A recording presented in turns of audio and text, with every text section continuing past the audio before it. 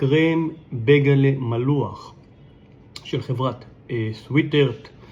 עשיתי לי פה פיינקק משיבולת שועל וקמח קוסמין.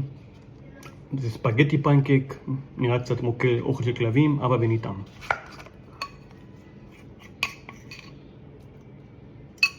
עכשיו, הטעימה היא, וואו, בניתם. גם הקרם.